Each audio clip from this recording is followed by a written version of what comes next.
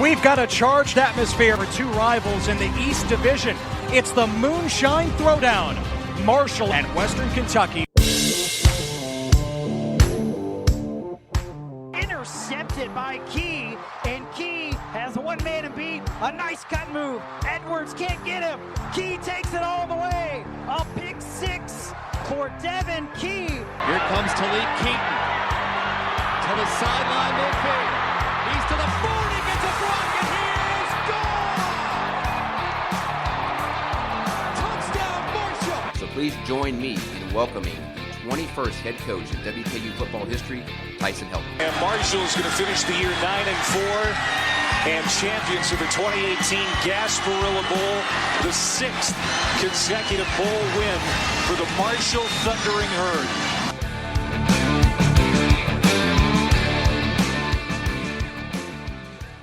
Welcome back to the Moonshine Throwdown podcast.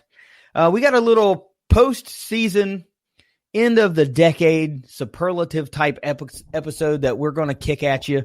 Trace is here with me right now, so we're going to cover the Herd and their all-decade type performances, teams, players, whatever you want to call it, as awarded by us. And later on, we're going to do the same thing with Steve and the Western Kentucky team player moment game of the decade type stuff. So we got a lot of stuff we want to cover. This ought to be pretty cool. I mean, we haven't gone over lists with one another, so there is a fairly good likelihood that we will have some matching answers, but I'm sure that we will have some things that are different, and it'll be cool to see kind of what everybody has to say. So without further ado, let's get this thing started. And let's start off with football side of things, Trace. And we're going to start with, of course, the team of the decade, because it's probably the most obvious choice. I don't think any Herd fan is going to disagree. So who is your team of the decade? What year is your team of the decade for the Herd? Yeah, I mean, I think any Marshall fan would say that the team of the decade is by far the 2014 football team. I mean, come on, there's really not any but other teams close to them. I mean, 2013, honestly, that team was a really, really good team. It's just they didn't win the conference title, and they, came up short in that aspect. So 2014 by far. I mean, if you just look at the numbers, I mean, they were astounding that year. Like, I mean, offensively, they put up like the third most points per game in the country. Defensively, they were probably top 20 or 30 in scoring defense. I mean, just a complete team. 13-1, blew out 11-win conference champion Northern Illinois in the Boca Raton Bowl. I mean, just a great win there. Beat a good 9-win Louisiana Tech team for a conference title. They got a lot of flack for the schedule that year, and sort of rightfully so. It wasn't their fault. Louisville backed out at that time, but like they beat quite a few teams that were bowl eligible. If you want to, take that into consideration, they didn't play, and not everybody they played were scrubs. So I think they kind of got a bad rap. And like I said that whole year, and I've said since then, like if you put that team like that, they were beating teams the way a top 25 team would beat those teams. Like then it ended up obviously being ranked 23rd, final 23rd in the AP poll, 22nd in the coaches poll at the end of the year, which absolutely deserved it. They were a great team. I mean, and if you look at like the Sagarin ratings, that's the second highest rated Marshall has been in the FBS area, at least since 1997. That's the second highest Sagarin rating they ended up with their whole time, behind 1999. And I would agree with that. I mean, talent wise, this team, I think that team could pretty much match up with about anybody Marshall's had. But because they had so much team speed, they had a phenomenal quarterback, phenomenal running game, an elite offensive line that does not get enough credit now, to be honest. They had great receivers. I mean, just a complete team effort. And unfortunately, it looks like that's Doc's peak right there. I mean, what a peak it was. That team was absolutely loaded. So by far 2014. I mean, that's a pretty high peak, though. 2014, of course, for me is the team of the decade for the Herd as well. You're talking about all the stats and how effective and efficient they were and things like that. But just aside from that, from a typical casual fan perspective, think of all of the all-time players that were on that one singular team. You're talking about statistically the greatest quarterback to ever play at Marshall. Yep. Okay, now we're not going to get into a Pennington Leftwich Cato debate, but statistically speaking, the greatest quarterback to ever play at Marshall. So many all-time wide receivers. You had Devin Johnson in the backfield. All these playmakers on defense. You're talking about guys like Daryl Roberts, Neville Hewitt, tons and tons of NFL-type guys. I mean, just top to bottom, probably the greatest team assembled at Marshall since the 99 team. And I don't think anybody would argue that. Hey, I'm going to add one more thing to that real quick, because I was talking about the offensive line that year. That 2014 line was insane. Honestly, that was probably the best facet of the team if you're looking at it, because the other day I sometimes get these weird niches just to look up random stats. I know you kind of know this already, but not this per se, but I like stats and stuff. But I was looking up something the other day, and these are kind of advanced, those advanced stats that everybody always talks about. This is from, I believe that the website was footballoutsiders.com, I think's what it was. And this was for the 2014 season. This was advanced stats for the offensive line. And I'm going to tell you right now, that offensive line that year was pretty much as good as you'll find. I mean, if looking at some, I'm not going to read them all, but I'm just going to read some of the highest rankings that they have.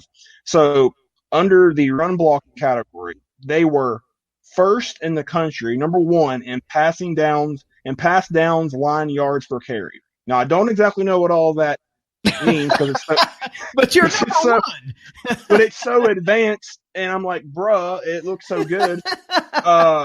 And then 4th in the country that year in standard downs line yards per carry. Okay, so they were extremely high on all these big time advanced stats, and I think that probably is more telling than some of the other stuff. So that line, man, give me that line all day long.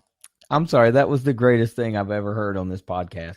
We were number 1. I don't know what that means, but I'd have to go in there and read it again. That is the best thing that has ever been uttered on this podcast in its history. Let's move along. Let's talk about the player of the decade for Herd football. Now, there have been a lot of them. And, man, if you really want to dive into it, you could make an argument for a whole lot of guys. But my whole approach to this, as I did mention to you pre-show, was when thinking of these, I didn't sit around and try to think about it. I went with what really just popped into my head, because I thought, okay, if that's the first person or the first player, the first game that comes into my head, then obviously that is my thing of the decade. So who is your player of the decade for the Herd? Yeah, my player of the decade's Rakeem Cato. They've had some outstanding players this decade, or this last decade. I mean, they had some from day one. I mean, from 2010 all the way up until 2019. I mean, they had some great players. But if you just look at it, I don't think any player meant more to the program than Cato.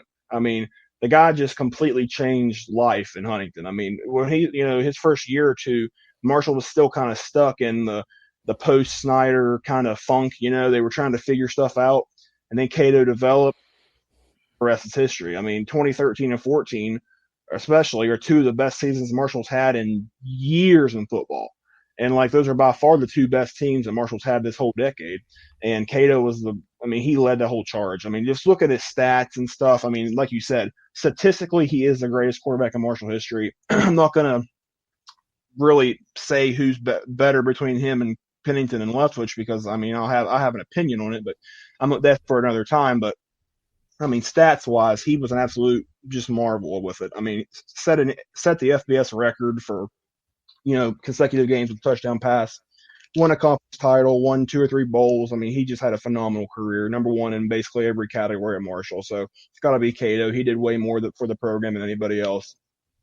Yeah, hands down, it's Rakeem Cato for me. And honestly, there are some guys that played in this decade that you could make the argument that if they had played the decade before, they would be in serious contention for the player of the 2000 to 2010 decade. But that's not how it is. But when you come up against really the all-timer of all-timers at the key position on a team, who else are you going to pick? It's Rakeem Cato. And you mentioned the rest is history when you talk about 2013 and 2014. How about 2012 when he threw for over 4,200 yards and 37 touchdowns versus 11 interceptions?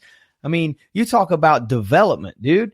from 15 touchdowns and 11 interceptions as a freshman to 37 touchdowns and the same 11 interceptions, more than doubled, plus 22 in the touchdown category from your freshman to your sophomore year. And he never threw for fewer than 37 touchdowns after that. It was 37, 39, and 40. And interceptions went 11 down to 9 and then bumped to 13.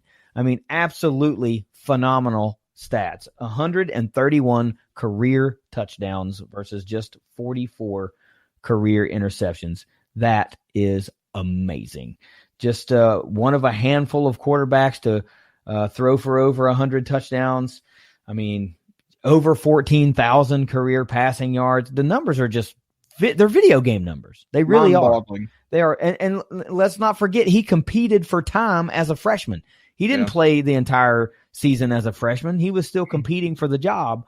So, you know, while his freshman numbers are a little bit lackluster, they still could have been better had he had more opportunity to throw the football. So he could have, it's not hard to say, well, he may have cracked that 150 or 140 career touchdown mark, or might have gotten to that 15,000 yard plateau, but it's Rakeem Cato all the way. And I fully understand that there are plenty of people that would make an argument for other players. And I will not tell you that you're wrong. But in my opinion, you know, it's Rakeem Cato. And in Trace's opinion, it's also Rakeem Cato. Excellent pick. I like your pick, Trace. So let's move along here to, I'm going to, you know, in the list we had, you had moment of the decade next, but I'm going to go to game of the decade because that seems like it's a little bit more linear. So let's go to game of the decade for Herd football. What is your game of the decade? Yeah, this one we had a nice chat about before we got on here. But for me, now this is just solely just my thoughts about it. I'm taking more than just the game into consideration. Now, the game itself was absolutely phenomenal, but I'm taking into consideration everything. When I say, in my opinion, the game of the decade for Marshall in the 2010s was 2015 against Purdue at home, the home opener against Purdue. That's one I went. That game to me had it all. To me, that was just like that was about one of the highest level, not because of who they beat, but that was one of the highest levels that Marshall football's been at in a long time, because like that was right after a conference title season, you know, a 13-1 season. It's a home opener, a Sunday afternoon game, you know, national TV audience. You're the only game on. Everybody's, so to speak, watching you. You have a Big Ten team coming into Huntington for the first time ever. Might be the only one that they ever get for the rest of time. I mean, to be honest. And you know, it was just, I mean, the game starts, first play of the game, Tyquan Lang pick 6. And then, you know, so many twists and turns from that point on. You know, Purdue kind of took advantage there. They kind of took control of the game a little bit. Never really had a big lead besides maybe a touchdown or something. But like Marshall just kind of always hung around. And that was Michael Birdsong. Like that was the first game post Rakeem Cato. Michael Birdsong, you know, for as much criticism as he got after that, he had a solid game against Purdue. I mean, he ran the ball pretty well, made some throws when it mattered, you know, kept them in the game. And then, of course, late after Devin Johnson punches it in the end zone to give Marshall the 34-31 lead with a couple minutes left or however long it was. And then Tyquan Lang struck again, another pick 6, which is, in my opinion, by far the loudest that Marshall's stadium has ever gotten, in my opinion, by far. The loudest it's ever been. And I'll never forget that feeling as a fan, standing there with that going on. It was just absolute madness in that crowd after that. And like, it was a sold out crowd, you know, second or third biggest crowd in the history of the Joan, over 38,000. I mean, in my opinion, that game had it all. It had absolutely everything. I mean, the only thing I didn't like about it was how hot it got. It was miserably hot, that game. But I mean, it was so hot. But like, in my opinion, I don't know how many times I've watched highlight tape from that game. I mean, oh my God, it was just so awesome. That game, there were some amazing games this decade, and we talked about a bunch of them before the show and stuff, but that one for me, like, just, it's always going to have a very special place in my heart. It was amazing. Yeah, without a doubt, probably if we were categorizing the most electric atmosphere, that's at number one, and there's really not a close second. No. But I couldn't give that game the nod just because Purdue was terrible that year. You know, I mean, still, beating a Big Ten team is beating a Big Ten team. Not too many people remember the fact that they were like a 2-win team or something like that, or a 3-win team. Nobody really cares. But the atmosphere was amazing. Bookended by pick sixes. I mean, it was absolutely stellar performance. And 17 tackles he had too. But to me, look, the game of the decade was a game that I wasn't even at. It wasn't even a game that was in Huntington. It wasn't even a conference game. I tried to not choose a bowl game, but when I started thinking about it, it's a bowl game. And it's the 2014 Boca Raton Bowl with the 12-1 Marshall team against an 11-2 Northern Illinois conference champion of the MAC. So you have conference champion versus conference champion in this bowl game. First Boca Raton Bowl in history, by the way. Yeah. And Marshall goes in and throttles the snot out of the Huskies 52-23 in the finale for all of those aforementioned all-timers on that 2014 team. And I mean, there are little moments that I remember about that game that are not scoring plays. Like I remember vaguely this little short pass that went to Tommy Schuler and McManus.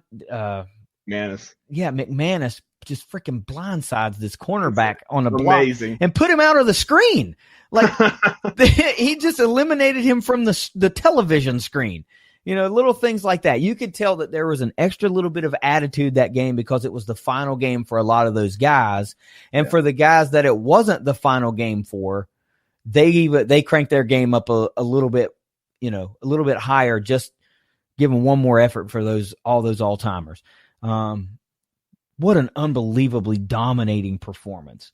And had that game been later in the season and Marshall been really good and Purdue been, a 4 or 5 win team, and you had all that same game atmosphere and that same game play out, but Purdue been a better team, that probably to me would have been the game of the decade as well. But I cannot take away, the only bowl matchup outside of the playoff with 11 win teams. And a lot of us at the time joked that this would be the de facto G5 national championship game. And, I say that tongue in cheek, but I still kind of stick by that. I think that's a pretty cool type thing because, there's really nothing in place even now that pits, you get the access slot and then you got these other G5s that are really good and nobody's really pitting them together. I mean, wouldn't you have liked to have seen Appalachian State play somebody like Memphis or, something like that, like two really top tier teams? Cincinnati or somebody. In the G5. Right, yeah. That would have been really, really cool. So that to me is the game of the decade. I don't think it's any coincidence that I'm stuck on 2014 because that's the watermark year for the Herd. So far, it's been my team of the decade. A player has been my player of the decade. And that bowl game to culminate the entire season has been my game of the decade. So let's move on. All right, now we're going to talk about the solitary play of the decade, and then we'll move up and finish out with moment of the decade. So what is your play of the decade for the Herd? 3-man rush. He's going for Dobson. Dobson, the big strong receiver. Yes! Wow! 6'3", 204 pounds. Muscles. A touchdown in. We talked about how big and fast and talented number 3 Aaron Dobson is. This is just a corner fade route with the one-handed, unbelievable catch, James. Maybe the best catch I've seen all year. Play of the decade's a loaded question because you could interpret it as what was the most impactful and play of the decade as far as wins and losses, or what was just the flashiest play, or what was the this, or what was the that. But for me, I went with just the best just play, not because of necessarily what it meant. Right. Because it did mean quite a bit at the time. I'll say that. But in the grand scheme of things, it's not the most meaningful play of the decade, but in my opinion, it's the best. And that's the Aaron Dobson touchdown catch against East Carolina in 2011. That ended up being the number 2 play of the year on SportsCenter for 2011, behind the beast mode run in the playoffs for Seattle. So, that's pretty high esteem to be up there with that play. And this catch, I was talking to one of my buddies earlier at the basketball game I was at today, and I was saying we were talking about that play, and I was saying like that's one of those like you'll vividly remember where you were when it happened. That was kind of like it was for me. I mean, I was at the game, so that's easy enough to remember. But like I was on the opposite side of the stadium. You know, it happened over there near the student section, and I was not a student at Marshall at the time. I was a senior in high school, and when I first saw it happen, I really thought it was an incomplete pass because I couldn't see anything. It just didn't look like it was going anywhere. And then I just heard that side of the stadium, the student section, kind of made a roar, and then the ref signaled touchdown. I was like, "What? How's that a touchdown?"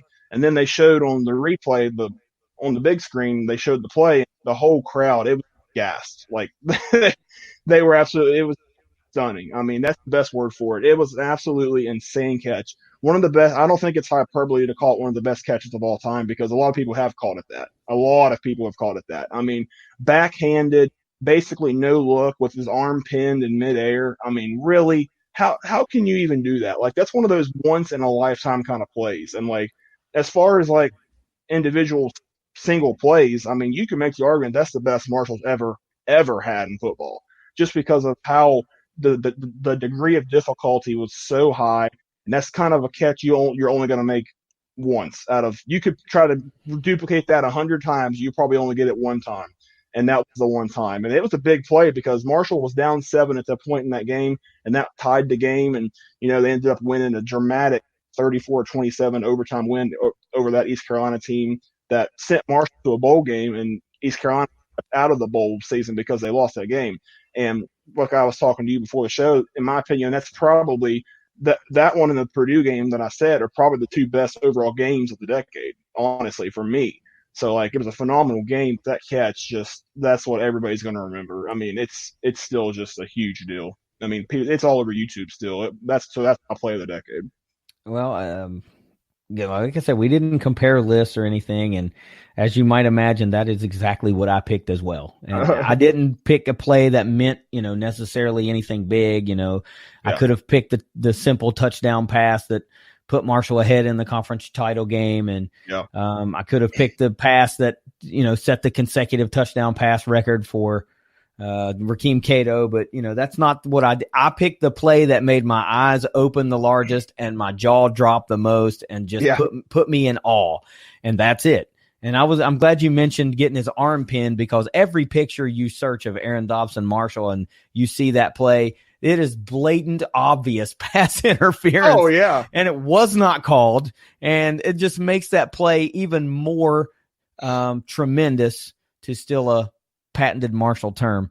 It was tremendous. It was absolutely amazing. And we've all had those crazy things where we're playing in the backyard or something as kids, and you get that wild pass and you just throw your arm up and it kind of happens to stick to your hand. And that seems like what happened. It's like the ball hit at the perfect spot and it just kind of stuck there in his hand. It's not like he caught it. The ball kind of caught his hand. You know what I mean? It was amazing. And yeah, you're right. Number 2 play for, Sports Center on the year.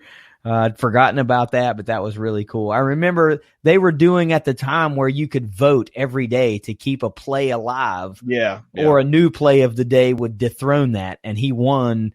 His play stayed alive for quite a while after the time that he won, despite all these unbelievable plays. So yeah, that's definitely the play of the decade. Aaron Dobson, you haven't been forgotten about in Herd lore. That's for sure. All right, let's close this little segment out, football section, with moment of the decade. What is your moment of the decade for the Herd? Yeah, it's kind of two-sided. It was the biggest moment of the decade because of what it meant, but it was also my personal favorite moment of the decade, and that was I just labeled it as the winning sequence of the Conference USA Championship game. That's what I went with. I'm not talking. I mean, the game itself, like we said. I mean, honestly, the game wasn't much. I mean, it was kind of rough. I mean, it really only got good in the last couple minutes. But like, just the fact that the winning moments, whenever the clock was winding down, you knew the game was over. It hit all zeros, and there at that time I was in the student section, and then everybody's wanting to go on the field so bad. But then they're like, no, y'all got to wait until they get this goalpost down, because they took it down themselves so nobody would get hurt on it, which was smart. And then everybody gets on the field and just pure celebration. That feeling right there was one of the best feelings you can have as a fan. It was absolutely amazing.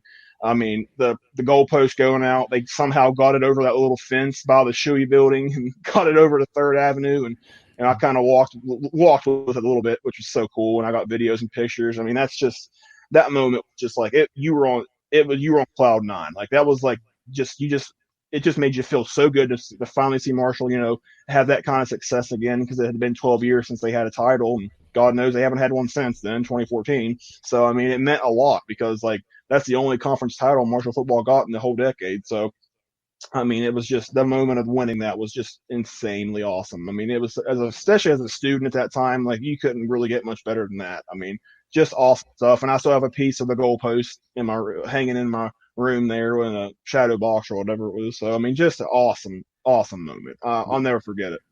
Yeah, I mean, the moment of the decade for me also, I just labeled it winning Conference USA, because, that's the crowning achievement of the decade for Herd football.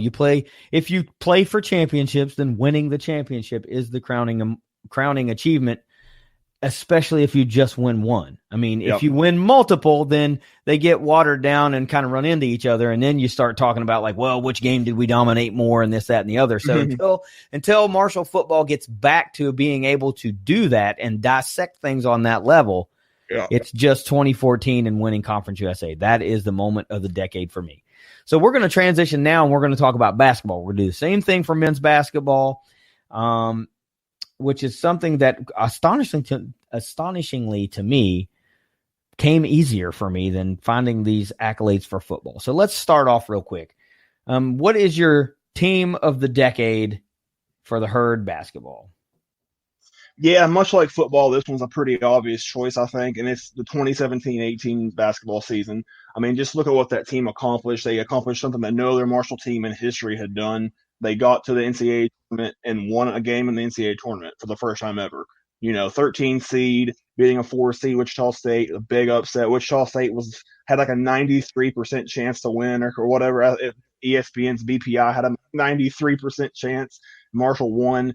Just that was breathtaking stuff, really. I mean, and then if you just look at what they did that year, 25-11, second round NCAA tournament, the Conference USA tournament championship, beating Western Kentucky in dramatic fashion, 67-66.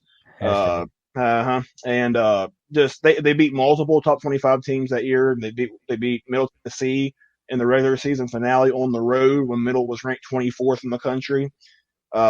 They beat Wichita State in the tournament, and Wichita State ended up 16th in the country heading into the NCAA tournament. So, just that team was so good. They had some little bit of ups and downs, but, at the end of the day, they won 25 basketball games, had some historic stuff that they never had done before, had some very good individual statistical stuff with Elmore and Burks and Penova. Penova had a breakout year. He was the leading shot blocker in the country that year, had a phenomenal year. Elmore, of course, should have won Conference USA Player of the Year, but he got the last laugh and whatever. So, just that year, as far as like my Marshall sports fandom, that's my favorite year of a sports team at Marshall's in my whole career of watching Marshall. That's my favorite season right there of any sport. So that's definitely the team of the decade for me. Yeah, it's the team of the decade for me too. And like you said, if you're playing for championships, what a season that was. Marshall goes into the tournament like they missed the what are they doing? They didn't do pod play yet, did they, or did they? They just went in as like the 6th seed or something like that, right? They were the 4 seed. They had a first round bye in the tournament. Yeah. And Southern Miss ended up knocking off Middle Tennessee, and we were all wondering now, like, okay, are we going to get this? There's a potential here to have a Western Marshall matchup in a championship game. Is this going to happen? And I'll be damned if it didn't happen, and then the season's good, or the game's getting closer and closer and down to the wire. And then everybody's kind of like, oh my God, this is going to be insane if it's 67-66. And that's what it turns out to be. And, we here at the Throwdown are just like, oh my God, this is unbelievable. 2 of the greatest games that these teams have ever played, and both end in the same score. And it's 2 different sports. But, I've had, Steven will show a still of that last shot, and the ball is literally inside the cylinder for Western Kentucky, and I still don't know how it bounces right back out. I don't know how it does that. Beautiful. And it's much like that Aaron Dobson catch. 99 times out of 100, that ball falls through the hoop. And that one time it rimmed out. And, that if that weren't special enough, then Marshall goes to the tournament and plays another fabulous game and beats, what were they, 4 seed Wichita State?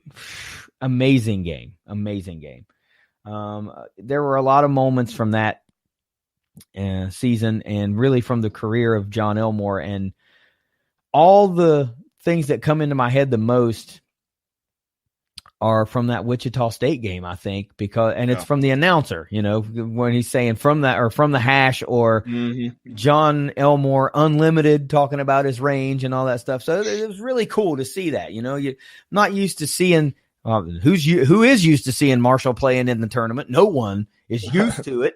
So that was really cool to have, a team that we follow really closely be that underdog that in March Madness to make that upset. That was really cool. So that's definitely the team of the decade for me too. Piggybacking off that, as if we have to go any further, who's the player of the decade for the Herd? John Elmore. Elmore. Forget player of the decade. I mean, I've made the case that overall body of work, I think he's the best Marshall basketball player ever. I mean, I'm not saying he's the most talented, and I'm not saying that. But I'm saying overall body of work and everything, I think he's the guy. I mean, what can you even say about him anymore? Because it's all been said.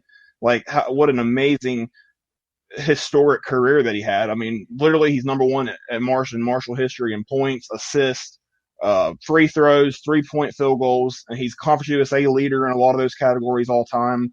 Only player in college basketball history with 2,500 points, 750 assists. My God, the guy was he was on another level of what you're used to seeing. I mean, very few players have ever been that productive. I mean, and then of course the crowning achievement, getting to the big dance, Conference USA tournament MVP, showing out in the big dance, against Wichita State, just catching the nation by storm. Marshall was a March darling at that point. They pulled one of the biggest upsets in the tournament that year. I mean, so it was just legendary stuff. And honestly, I don't know how it goes about retiring numbers and stuff, but it has to be. His number should already be retired right now. There shouldn't have to be a 5-year wait or X amount of year wait. What's to wait? What's to wait? What are you gaining by waiting? The guy rewrote your record book, not just a page, the whole damn book. The whole book. It's just not even. Yeah, 33's got to be retired. I mean, my God, you should put him a statue at this point. But yeah, it's Elmore, player of the decade, player of the century, player of the whatever. It's Elmore. Yeah, we're not going to knock all these older players Hal Greer is Hal Greer. You're not going to the legend. We're talking about apples and oranges really here. And a lot of people will say, well, in D'Antoni's system, some of these other guys might have been. That's not what we're talking. That's not their fault. They didn't play in D'Antoni's system, and it's not Elmore's fault that he did play in D'Antoni's system. You still have to hit the shots when you shoot them. You still have the assists. Right. When you make the pass, the other guy still has to hit the shot, or it's not a freaking assist, right? Nope. So you can't deny the man's greatness. I mean, I get people on the other side of the court, maybe playing against Elmore, have some things to say. Western loves to say that he was a flopper and things like, hey, you can say that, whatever, because if he was on your team, you'd love the guy, right? And the Herd would hate the guy. But aside from all those stats, all those things, what probably makes that even more special is that John Elmore is a West Virginia kid, and he grew up 45 minutes away from Marshall's campus. Yep. There's no knocking, some all-time great at your school that's from somewhere else. We're all from somewhere. I think it's just a little bit more special that it's an in-state, really, really close kid that did all this, that rewrote the record book. So, yeah, without a doubt, John Elmore is the unanimous player of the decade, at least according to this podcast. All right, so what's your game of the decade for the Herd basketball? There's a lot of good ones. Even pre-D'Antoni era, there were some good ones. So what is your game of the decade for the Herd? you're definitely right. There were some baller games. I mean, just looking at, the one I ended up going with, I'm pretty confident in saying it. But like, I mean, just to give a little props to some other games. I mean, even a couple like Donnie Jones year, like they had a phenomenal triple overtime game against UCF with the Son Whiteside year, and they had some amazing games with UCF with Tom Harry and after Donnie Jones left, and so many great games. They had some good ones with Memphis, and they had some really good stuff. But like, in my opinion, the game of the decade is the Conference USA Championship win against Western Kentucky. No, the tournament game was incredible. The Wichita State game, I loved it. I loved every second of it. But the tournament game against Western Kentucky in the conference tournament, that one was it was different. I mean, just watching that thing, the first half, it was kind of it kind of went back and forth. Neither team really did anything as far as pulling away.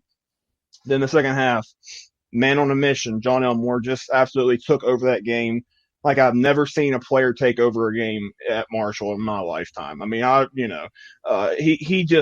he literally carried that win. I mean, it was insane. He hit like 6 threes or something like that in the second half. He only had like 5 points or so in the first half, ended up with 27, I believe. Just legendary stuff. I mean, you're making all those tough threes, those contested threes, and you're leading a team to the NCAA tournament for the first time in over 30 years. And you're winning a conference tournament championship. That's legendary stuff. That's stuff of legends right there. Like, not to get too, hyperbole about it, but I mean, so that game itself, and then of course how it ended, Marshall got up 67 to 55. They had a 12-point lead with under 4 minutes to go and looked like it was all over. And then of course they tried to let Western back in it and did. And then it ended up getting down to 67-66. And thank God Josh Anderson fell in that inbounds and they were able to run out the clock. Oh, I always loved Josh Anderson for that. But just incredible. I'll never forget that game as long as I live. That's the game of the decade. Yeah. I mean, it's hard to argue against that one because that one was for a tournament championship. But I got to go one game later. I'm picking Marshall, Wichita State. It was just exciting if you're a Herd fan from beginning to end. I mean, it was a battle, and I can't remember the guy's name from Wichita State, but he was banging threes right with John Elmore all game long. But the Herd, but the Herd just ultimately had a little bit more than the Shockers did, and were able to get the win and notch that first tournament win.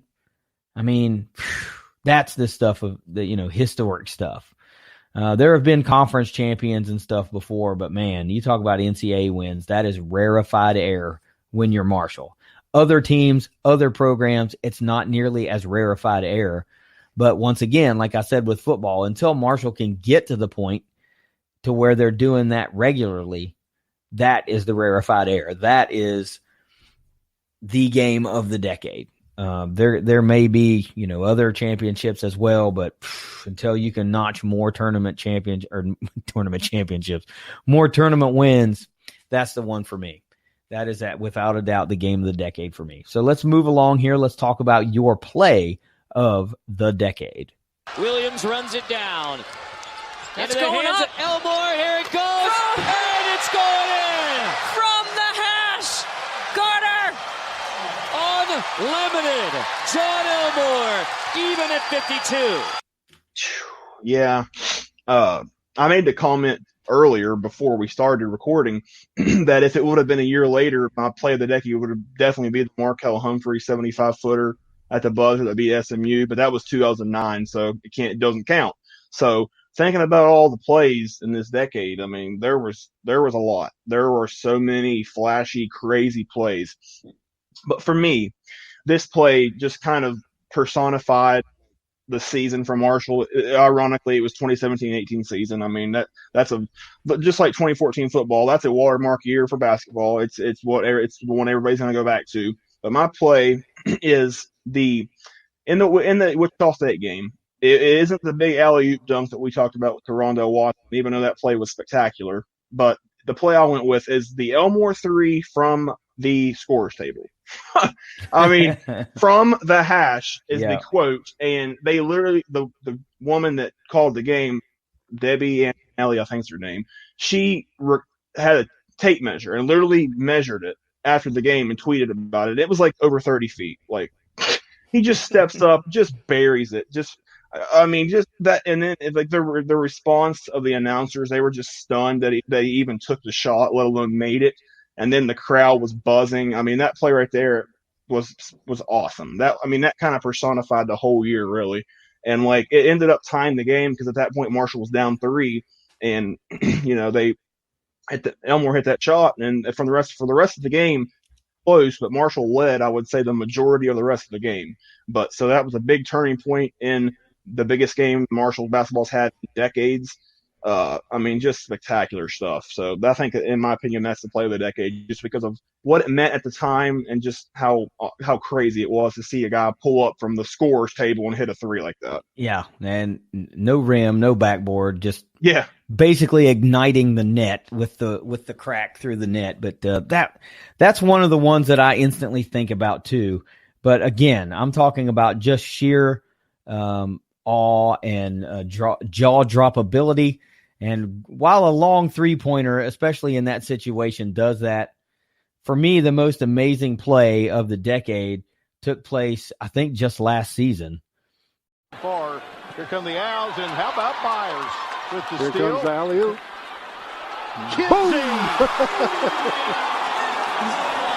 And that was the alley-oop versus the FAU in Huntington on a crazy broken steal that was headed out of bounds, and Michael Byers saved it out from going out of bounds and ended up throwing it all the way across court to where it almost went out of bounds again, and C.J. Burks was able to grab a hold of it and throw it up toward the goal to where a flashing Tavion Kinsey grabbed it out of midair and slammed it home for this crazy wild alley-oop that landed on SC SportsCenter's top 10. So I'm hoping I can find the audio for that, because I want to be able to incorporate that into this episode, because, just hearing me talk about it, of course, doesn't do it justice, because I'm no professional play-by-play man. And I, of course, didn't have the excitement and the natural reaction as it's happening to be able to call it. But that play was just absolutely phenomenal. And if you know what I'm talking about, then you know how unlikely that play was to happen, and then how it unfolded and how excitable it made the crowd. So that, to me, is the play of the decade. Last but not least, moment of the decade. This isn't, I don't know which way you're going with this. So I'm interested, and I'm really hoping that you didn't choose the same moment I did, considering there are a ton of moments this decade. But this, I truly went with the very first thing that popped into my head. So what is your moment of the decade for Herd basketball? Yeah, to no surprise, it also involves the 2017-18 season. But honestly, like I feel like I'm not giving enough respect to one of those early 2010 teams that Marshall had, because they had some really good teams. Like, they had some really good moments, some great players, some really good stuff. But it's just none of those teams got to this level. So, but my moment of decade is the moment that the clock hit all zeros and they won that Conference USA tournament championship game. Because I can say with all honesty, without a doubt about it, that is the happiest I've ever been as a Marshall fan. By far. Any sport, that was it. It didn't matter what happened. That was the highest, figuratively speaking, that I've ever gotten as a Marshall fan. I mean, I'll never forget that, because I was at my friend's house watching it, and we were absolutely nervous wrecks, just like everybody else was. Sitting there looking at him blowing a 12-point lead, almost blowing a 12-point lead, and then the running the clock out like that, and you just see that the clock hit all zeros, and you see everybody just go crazy. I was rolling all over the floor. I mean, I literally was on the floor screaming as loud as possible. Probably woke up some of the neighbors that were around. I've just never felt anything like that as a fan. And like, it was almost surreal, because you always see that happen for everybody else in college basketball, and then finally seeing it for your team that you've been following for so long. It was just the coolest moment ever. And then, like, afterwards, the presenting the trophy, and they had all the hat and the shirts and just the whole thing, all the optics there. It was surreal. Like, that's really what it was. And that was what that tournament game was like. It was surreal, seeing your team in that situation playing that well, beating a 4 seed and all that. It was just everything about that last week or two of the season was just surreal. And like nothing was more surreal winning moment. And just, I'll never forget that. I mean, it was just like it's kind of stuff you tell your grandkids kind of thing. I mean, well, let's hope not. Hopefully you get to experience it again and again and again. Hopefully you get to experience 100 more times, but like nothing will ever be like that first time seeing it. It was just unbelievable. Well, I'll tell you what, lost in all this discussion about the conference tournament championship win and the Wichita State win, one of the absolute coolest things, this is not my moment, by the way, but one of the coolest things is being able to watch Selection Sunday and then see Bing Marshall pop up there and those guys go berserk, then they see who they're matched up against and all that kind of stuff. But that moment, you always see these small schools pop up there and you're like, at the 13th seed, Coppin State or whatever it might be. And this time it was Bing and, the old Kelly Green and White. That was pretty cool. That was a pretty cool moment. But I'm going to tell you my moment. My moment for Herd basketball is a little bit earlier than that 2017-2018. And to me, it's the moment that got everything going, and that is the hiring of Dan D'Antoni. Yeah. That is the moment of the decade for me. And all of the, the tweets that followed that Herd fans are giddy. That Herd fans still dig up out of Twitter graveyards to bring back every time, Marshall gets a big win. So, that to me is that's what set it on the trajectory. That's what got Marshall into the tournament. That's what got, the John Elmores and the Stevie Brownings and the CJ Burkses and all these all-timers that have come through. That's what either got them to campus or took their game to another level. And that was the hiring of Dan D'Antoni, because Marshall had mired in mediocrity for a long time. And they had some success with Tom Harrion and they had a little bit of success with Donnie Jones, but neither one could get him over the hump and neither one of them could sustain it. And, while Marshall is currently rebuilding, and how can you not rebuild after you lose some of the greatest all-time players to ever play that were on the same team, but he's been able to sustain a certain level of success and, even more importantly, I think, excitability amongst the fan base, because Marshall fans are fickle, man. They'll turn on you real quick if you can't keep them excited or keep them intrigued. And, even though they may not be winning every game that the fans think they should be winning, they're still excited by the brand of basketball that they play and that D'Antoni has brought to Huntington. So, still a very competitive team. Yeah, now. they're competitive, yes. But, I'm saying they lose games they shouldn't, like most teams do, but still, the fans haven't turned on them yet. Nobody's like, oh, it's time to fire D'Antoni. No, it's not that. They like, and I think a lot of what helps Dan out is that he's so engaging. He's always the coolest cat in the room, man. I mean, I don't know how to explain that. He's just cool, and he's very engaging with fans. He's always very welcoming and candid. That's a great word. When he talks, he's very candid. He doesn't spit out coach speak, and you got to give them a lot of credit. They're a good team, and they were well prepared. He's always got an anecdote or some kind of thing to, a D'Antoniism to spew out there at a post game conference or something like that. I mean, he's got quotes upon quotes, man, and I think that Marshall fans really relate to that and really like what they have in Huntington. And that helps ease the sting of some losses. So, without a doubt, the hiring of Dan D'Antoni as the head coach of Marshall basketball is the moment of the decade.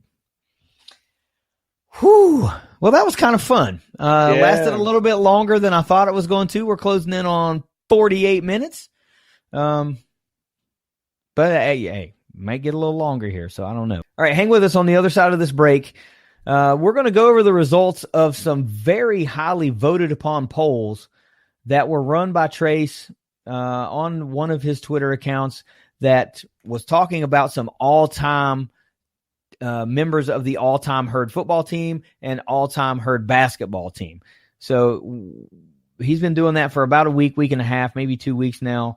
and it's finally run its course. So we're going to go over who everyone has voted upon as the player, the quarterback of the decade, yada, yada, yada, all the way down the list. And we're going to do the same with basketball. So hang with us. It's the Moonshine Throwdown podcast. Burks comes in and grabs it. Burks gets rid of it. Elmore in the front court. Keep away from Marshall. Williams gives it to Penova. And for the first time in 31 years, the Marshall Thundering Herd dancing in March. Congratulations to the Thundering Herd. A long 31 years. They're dancing in Huntington. All right, welcome back. I'm kind of intrigued to see how this played out. I tried to vote in every poll that I saw, and I think I voted in every single one for at least football, and I think most of them for basketball as well. And I was keeping track of how I voted versus how they turned out, and I feel pretty good about my votes, Trace. I think I almost nailed it. I think there was only one or two total that I didn't match up with everybody else. So I'm going to just turn it over to you and let you control everything instead of me asking you who was the quarterback of the decade. I'm just going to let you run down it and do it at your own pace or whatever you want to do. So let's go over the results of the all-decade Marshall football team. Yeah, when I was thinking about doing this, well, it's first of all, the Twitter account's at the Herd Zone, which cheap plug, y'all should probably follow it if you haven't. But anywho, when I thought about doing this, I kept seeing everybody on Twitter, doing all decade stuff, and I thought it'd be really cool to get fans involved with it and see what they thought. And it ended up being closer to 6,000 total votes. I mean, for all the positions, so it got a pretty good response. And then of course, you got some debates going and stuff. But offensively, this is what it turned out to be for football for the decade. Quarterback Rakeem Cato, duh. Running back Devin Johnson, I think everybody would agree with that. Wide receivers, there's three wide receivers, which I think everybody knew who these were going to be as well. Tommy Shuler, Tyree Brady, and Aaron Dobson. I mean, those are like the triplets there of receivers of the decade. Just great stuff there. And then the offensive line, we didn't do it. I didn't do it, every guy, per basis thing. It was just an overall unit. And it was a 2014 offensive line. The offensive line I still geek out at now. But it was that line. I mean, you could mix around players in that. It's just too hard to list, 5 different polls for 5 different linemen and stuff. And maybe eventually, we can do that. But as an overall unit, I'm not taking any line over that line.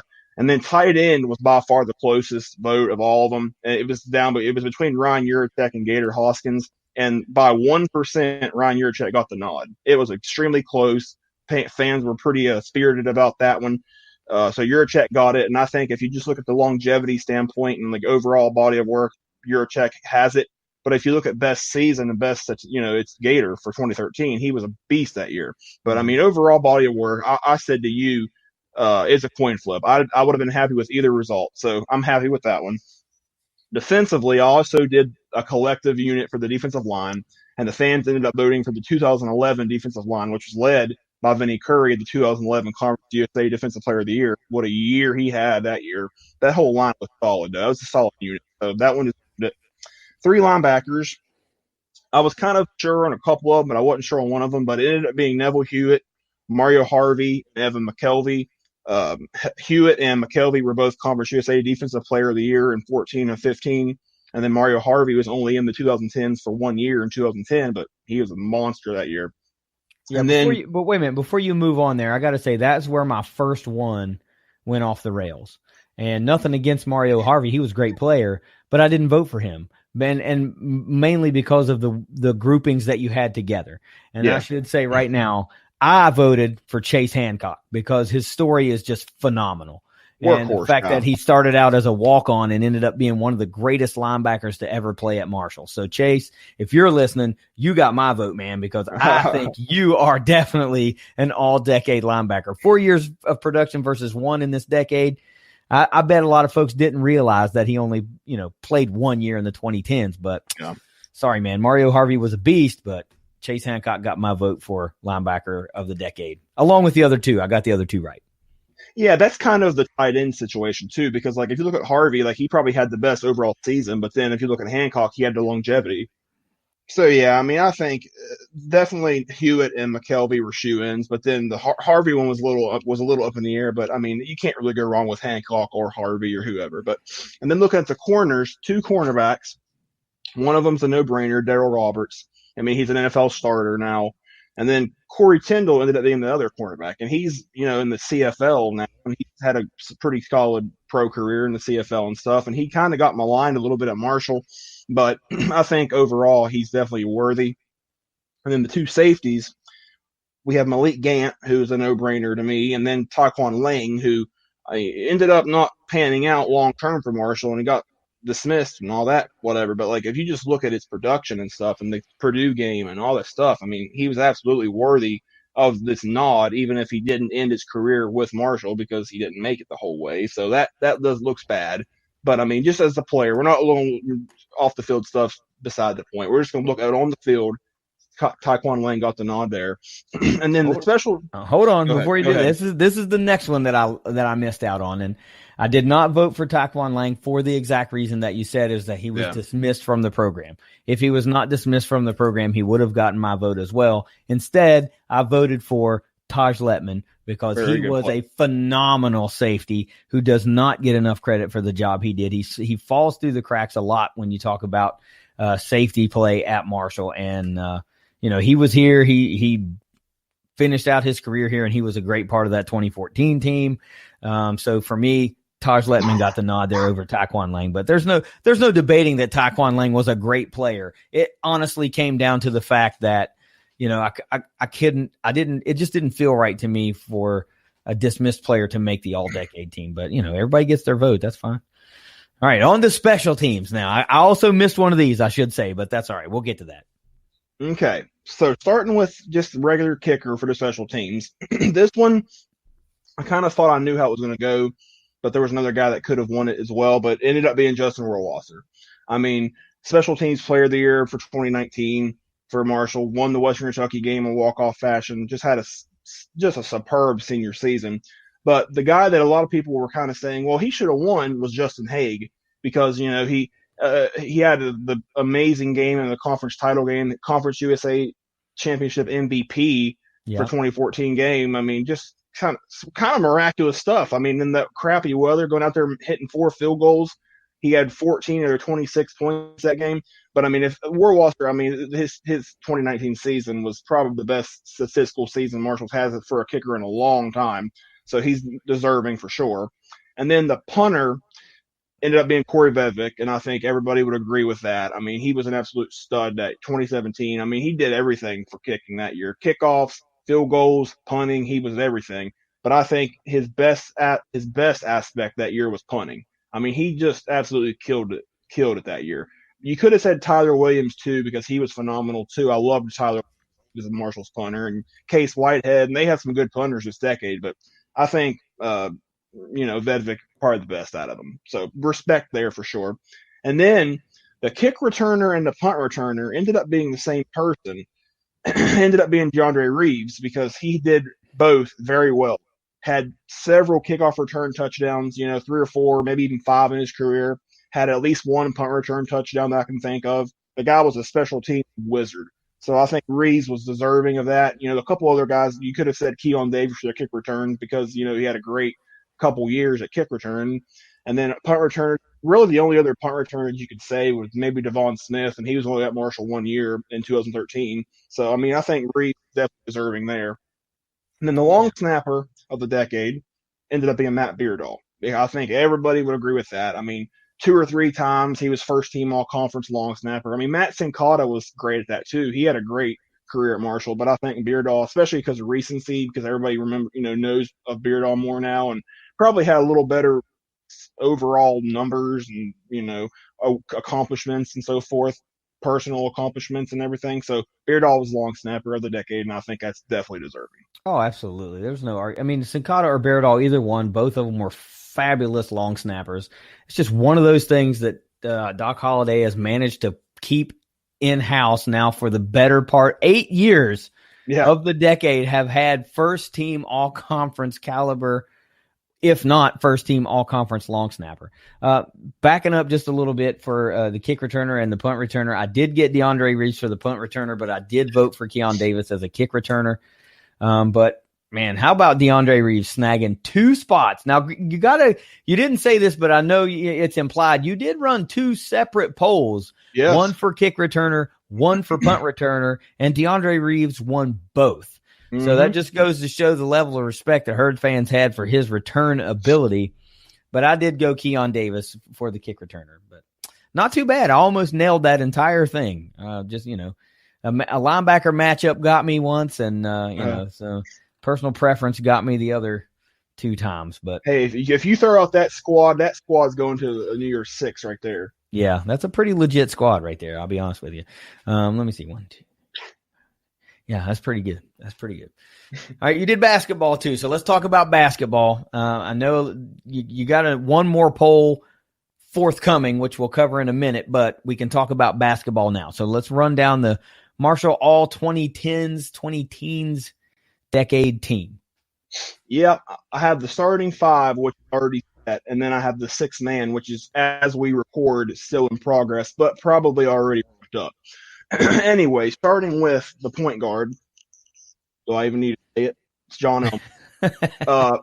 I was honestly shocked that he didn't get like 100% of the votes. I mean, no disrespect to some other point guards Marshall's had this decade, because I absolutely loved Demir Pitts. I thought he was phenomenal. But like Elmore, I think he got like 94%, which is high.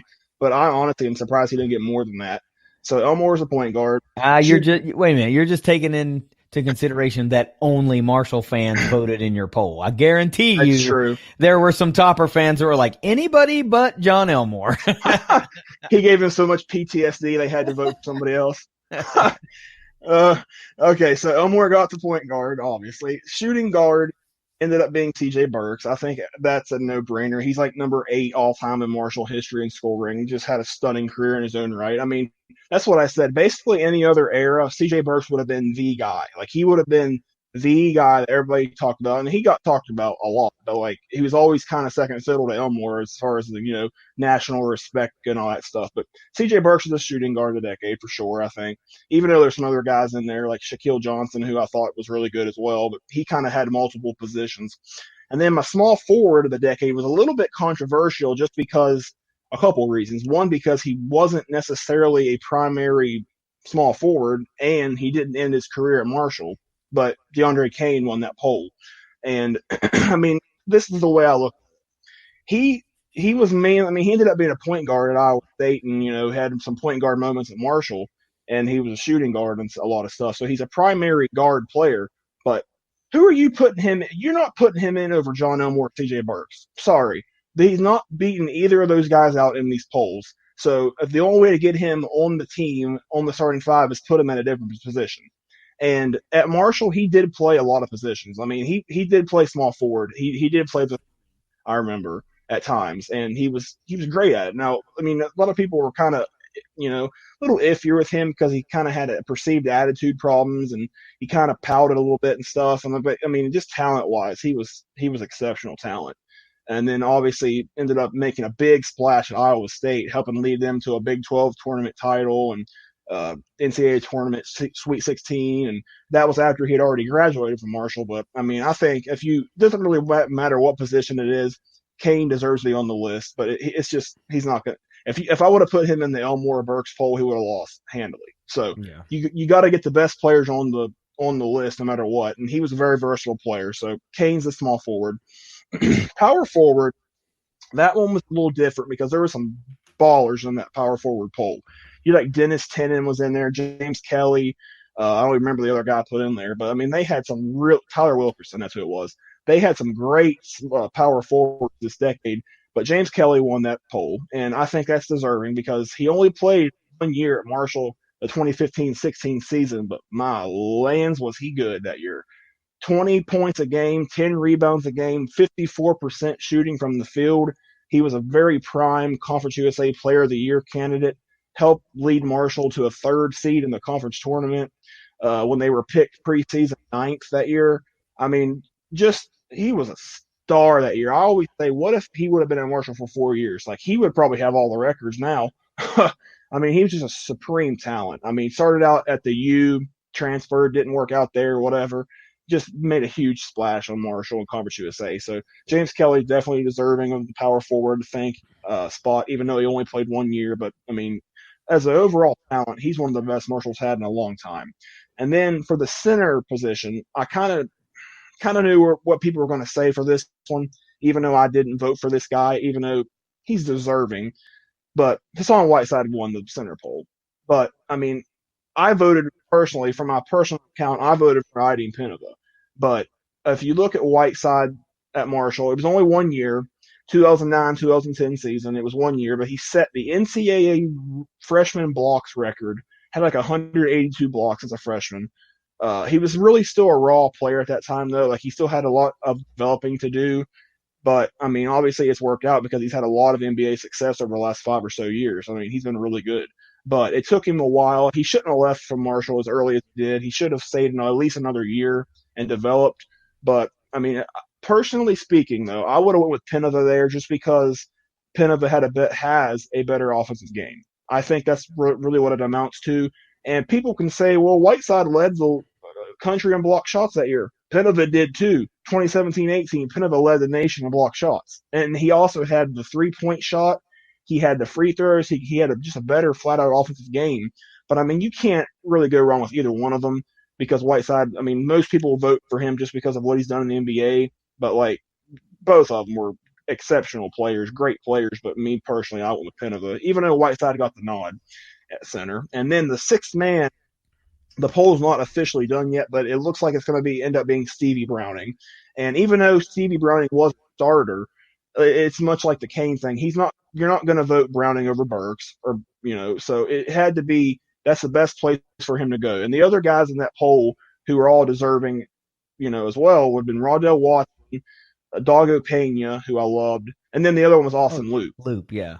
I mean, Loop was a great three-point shooter. I mean, he was lights out. But, I mean, Browning was a great player for Marshall for a couple of years. He really was a very big piece of their success and, helping get the program back on stable footing. He was a really good player. So if you brought him off the bench as your sixth man with this lineup, that'd be a pretty deadly lineup. So, yeah, I did not fare as well in this basketball results as I did with the football results. And mixed feelings. James Kelly, it's hard to argue against any of the stats that you just said, but I went with Dennis Tenen. He was one of my favorite players to watch at Marshall for a number of years. Yeah. And so I was about to just make the argument. I had to vote for, multiple years over 1 year. And then you started talking about the center position. And then I realized I voted for Hassan Whiteside. And he was only there for 1 year. So I couldn't really use that argument again in the power forward argument. But, Dennis Tenen for me is who I voted for. And then, of course, I voted for Hassan Whiteside. But you make a very, very, very good argument for Ideen Pinova. And I did also vote for Stevie Browning as the sixth man. Man, what a team that would be. Whew. 16, baby. That would be some Memphis Conference USA level stuff right there. Yeah. Blowing people out of the water. But no, that's pretty good. And then talk about the one other poll you're going to run that, of course, we can't cover here because it hasn't been cast yet. But you can give some people a heads up so that they can keep an eye out for that at The Herd Zone on Twitter. Yes, this is going to be the final all-decade poll kind of thing. And this one, I hope this one gets the most individual poll votes, and it's going to end up being the team of the decade. And talking all sports from Marshall, any of the sports, I have detailed descriptions and resumes of these teams cocked and loaded, ready to put out there once this poll goes up. So I'm going to give people, some advanced stuff, before the poll gets out there. I'm going to put what these teams did, their records, their numbers, their facts and figures and stats and everything. So that will give fans a little headway of what to expect. But I think that poll is going to be I'm really interested to see how it goes because I know the way I'm going to vote for it, even though it's kind of would be viewed as unpopular, but we'll see what the masses think. Well, that's what I was going to say. If you're going to take part in this poll, which you should, I mean, it's a Twitter poll. It doesn't mean, anything really. But If you're going to vote in it, like actually study the resume of the teams that are available to be voted upon, and don't just automatically vote football, or don't just automatically vote basketball, or whoever Trace chooses, to be the one of the 4 teams on there. Look at the resume and go, wow, that's pretty amazing. We've seen this type of stuff multiple times from football, or we've seen this many times, in basketball or in whatever. But vote. Maybe not along just your alliance because you're a football fan. Maybe football is not the team of the decade. Maybe they are, but maybe they aren't. So I'd like to hope that we can get some accurate results here, and people would vote honestly, even though they might like, man, I'm not really a track and field fan, but that's pretty dominating, or whatever the case may be. So anyway, keep an eye out for the last poll of the decade or team of the decade for the Herd at the Herd Zone, and take part in the poll. And when we have another podcast after that poll ends, we'll talk about it, and we'll break down. He'll talk about all 4 teams, and he'll give the resumes, and we'll talk about how the vote went. I hope that you'll get a little bit more detailed, since we only have 1. You can talk about coming in 4th place with blank percent of the vote. That would be pretty cool, and we can have a build up. So anyway, let's get out of here this week. What do you say? We've talked about some cool stuff that's not really sports related. I mean, current sports related, I guess. I don't know. There's no coaching changes to talk about. That's what I mean. No recruiting news to talk about. I guess the only thing that we could talk about related to the rivalry is that Marshall decided to hand out rally towels of all things. I don't think it was a jab at Western Kentucky, but that's the Western Kentucky thing, man. They do the towel thing, and Marshall decided to hand out towels today. So that was pretty unexpected and pretty funny. But if you ask me, that should have happened January 22nd when Western Kentucky came to town. That would have been peak pettiness, peak trolling, and probably got received the wrong way by the visiting fan base. So, man, people just wanted to get a free cool looking towel. That's all it was. I mean, my God, I got a few of them actually, but nobody waving around like Western people do. I mean, it wasn't about that really, but obviously, but like, hey, free stuff, cool stuff. I mean, you only get one chance to get the stuff, and Yeah, you got to find a way to get people a couple of extra butts in the seats there on a Saturday afternoon at 2:00. Tip off. So, what it is. But let's get out of here this week. You can take us out since we don't really have any tops stuff to talk about. So this is an all go Herds outro tonight. So take us out of here, Trace. We'll see you next week. Go Herds. It's the Moonshine Throwdown podcast. Later.